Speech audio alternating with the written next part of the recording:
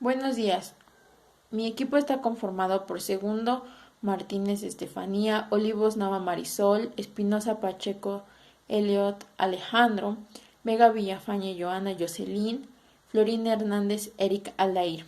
Nosotros vamos a exponer la unidad 3 persona.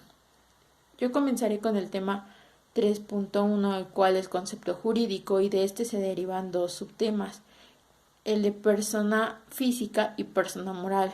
Bueno, el término persona proviene del latín, que significa o que es personia, y esto tiene el significado de máscara de actor o personaje teatral, y personalidad es individuo de la especie humana, ya sea hombre o mujer.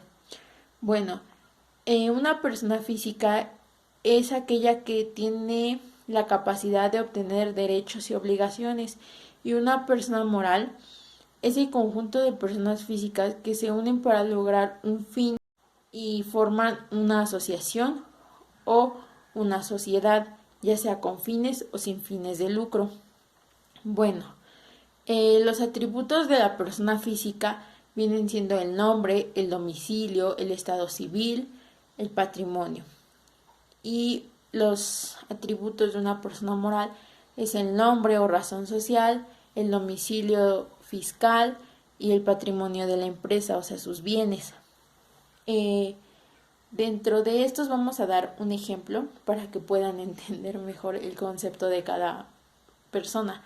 Persona física es yo, por ejemplo, mis compañeros, mi profesor, eh, cualquier persona que tenga derechos de adquirir su nombre, un domicilio, un estado civil, cualquier persona que se pueda casar, por así decirlo. Y una persona moral es una asociación o una sociedad, por ejemplo, la sociedad de AC o SC, o una de SA, de CB o SDK.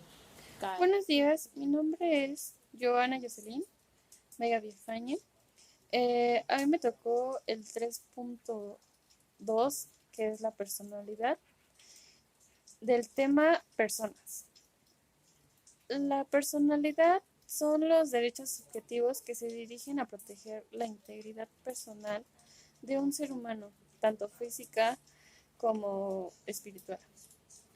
El concepto de la personalidad es la facultad de su titular para exigir a los demás el respeto a un bien personal, suyo como la vida, la libertad, el honor, el nombre, la propia imagen, etc.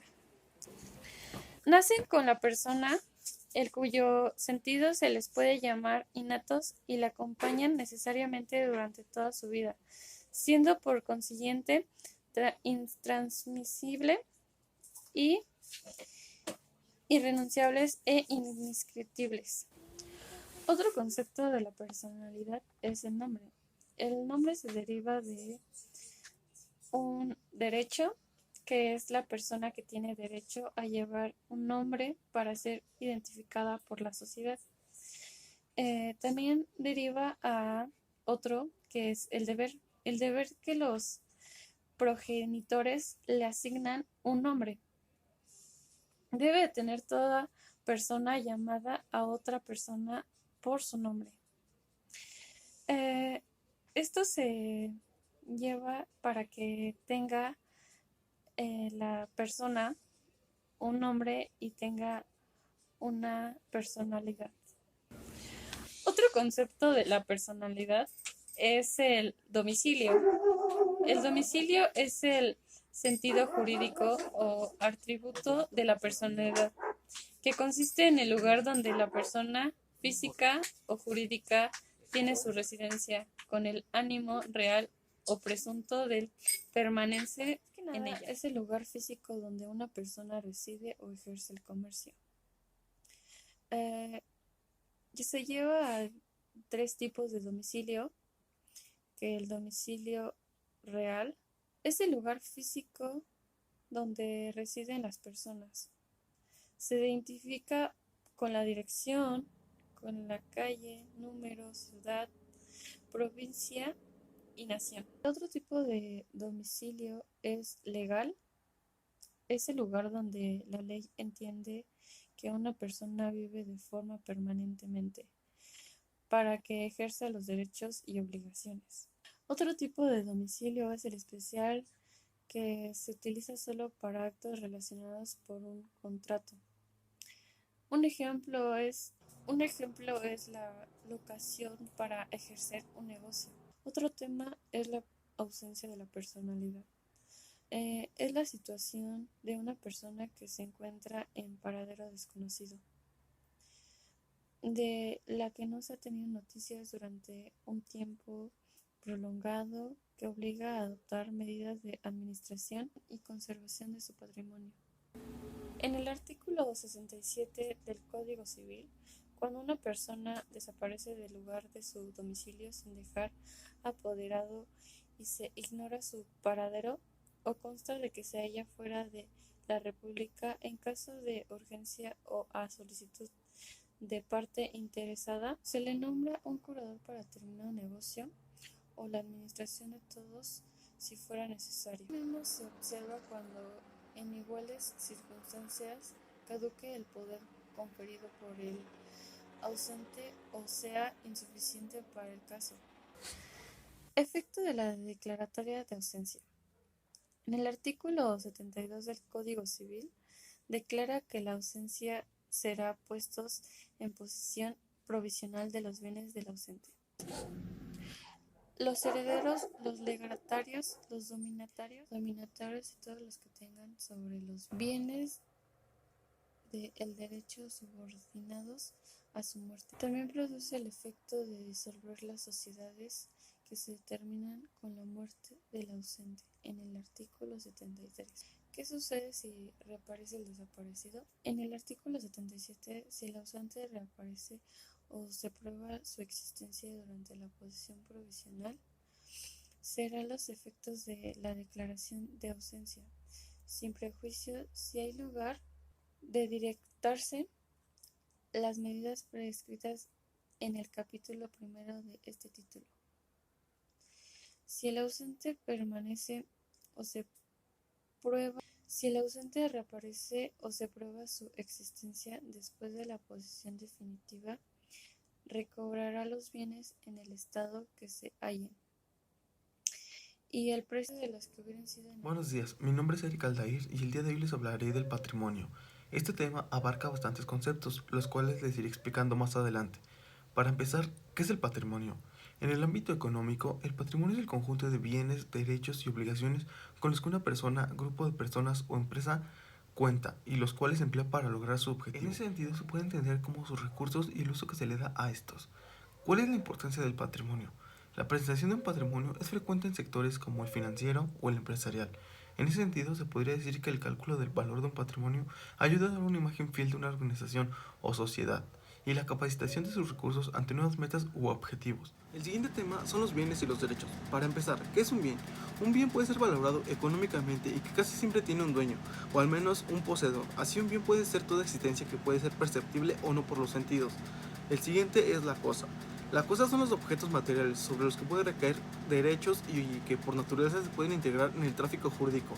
En otras palabras, la palabra cosa significa todo lo que puede ser objeto de un derecho o de una obligación. Para entender más a fondo el patrimonio debemos tener en cuenta dos derechos, el derecho real y el derecho personal. Un derecho real es un poder jurídico que ejerce una persona sobre una cosa, más aparte regula la propiedad, los derechos y las obligaciones concierten a la propiedad. El derecho personal solamente puede reclamarse de ciertas personas que por un hecho suyo o sola disposición de la ley han contraído las obligaciones correlativas, dado que las obligaciones se establecen entre personas, se les llama derechos personales. En cambio, parte de esos dos derechos debemos tener en cuenta la posesión y la propiedad. La posesión es un poder que las personas tienen sobre un bien o derecho y en virtud del cual pueden ejecutar actos materiales sobre los mismos.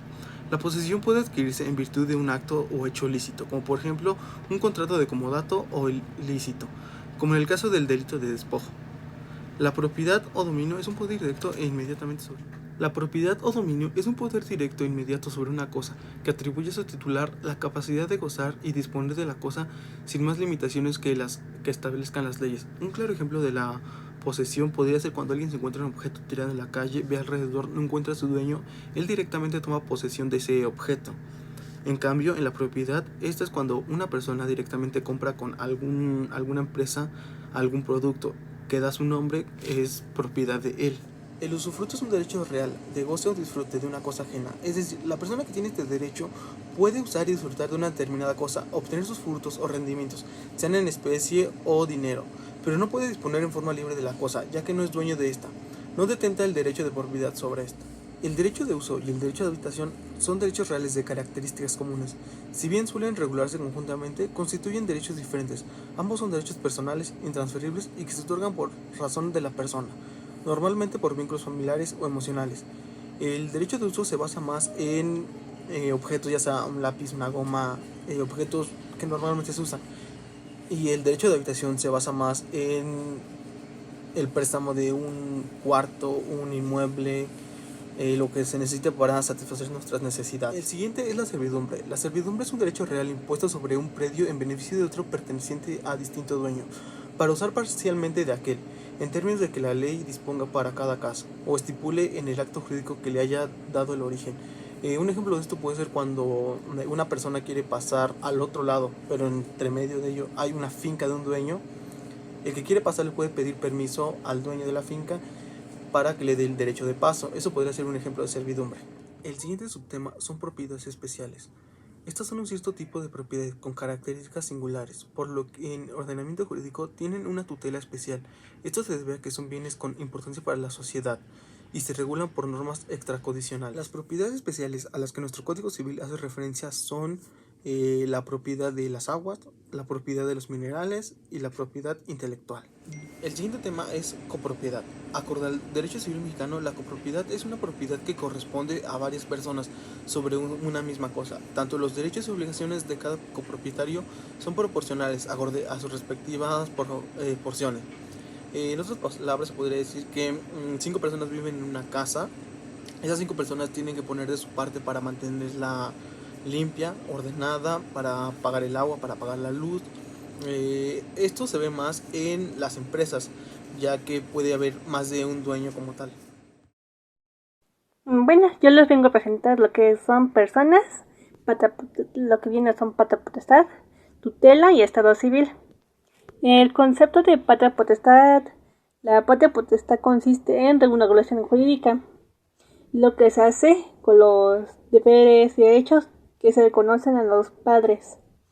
En la legislación civil y familiar sobre los hijos, sobre sus bienes implica el reconocimiento de sí mismos con el fin de proveer la protección y desarrollo íntegro de los hijos menores. En ese ejercicio de la patria potestad y de la custodia existen dos tipos de intereses: moral y material. Asistencia formativa y la otra es asistencia protectiva. Lo que se encuentran sujetos a la patria potestad son menores no mencionados, mientras existan algunos ascendientes que deben ejercerla.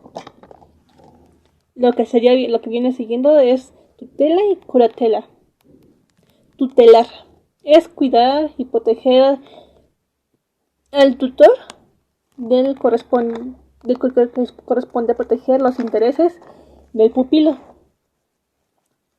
tanto personales como patrimoniales. La tutela es supletoria de la patria potestad, a través de la que se provee de la representación, la protección, la asistencia que ellos no le pueden hacer por sí mismos, los incapaces de intervenir y representarlos en su actividad jurídica.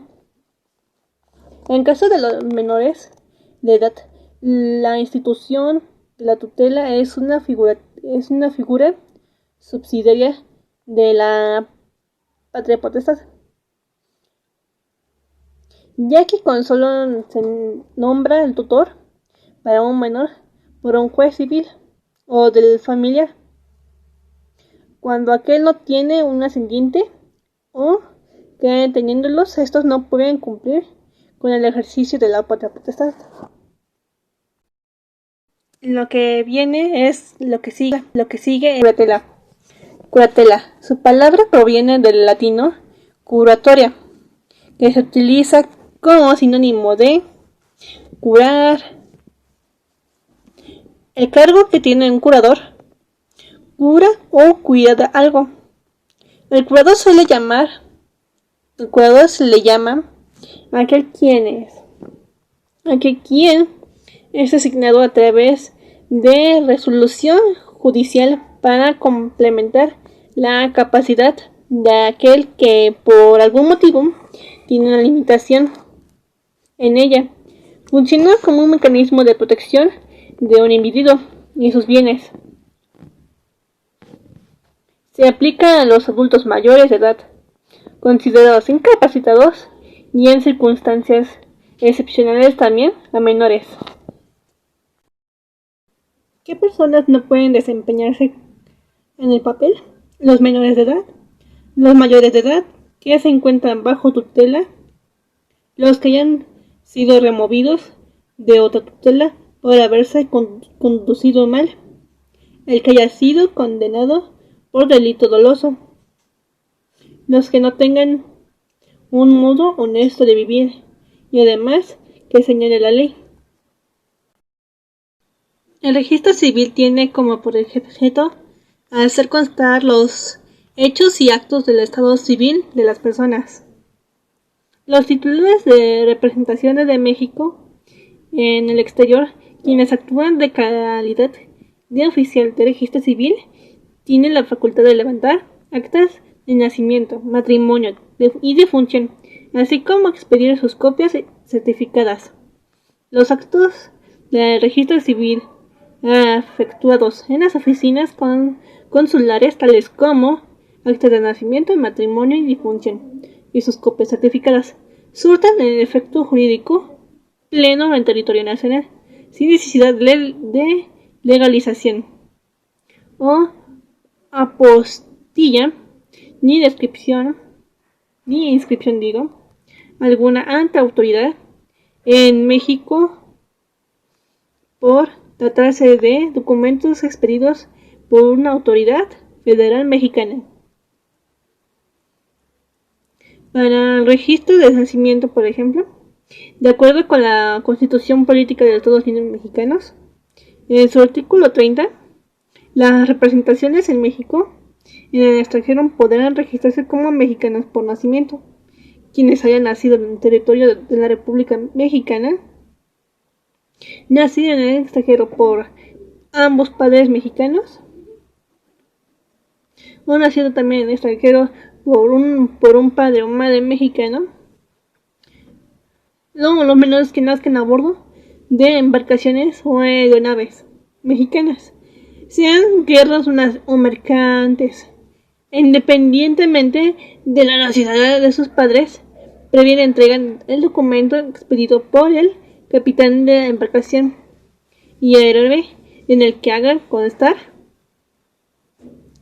el nacimiento y los hijos nacidos en el extranjero de los miembros del servicio exterior mexicano y quienes se encuentran acreditados en el extranjero.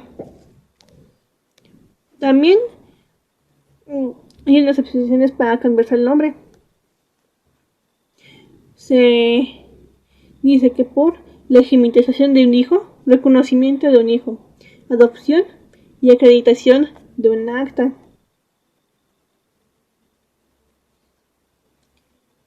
Y adopción. El concubinato.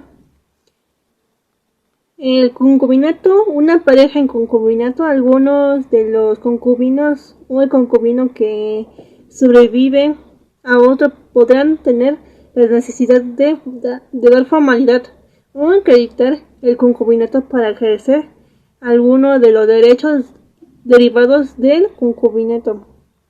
Para acreditar el concubinato, esto es para probar que hubo una relación de hecho, se dieron los requisitos para la configuración del concubinato.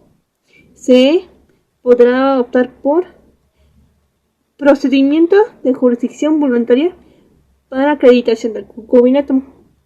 Para este procedimiento es necesario presentar ante el juez de lo familiar competente, según el Estado de la República,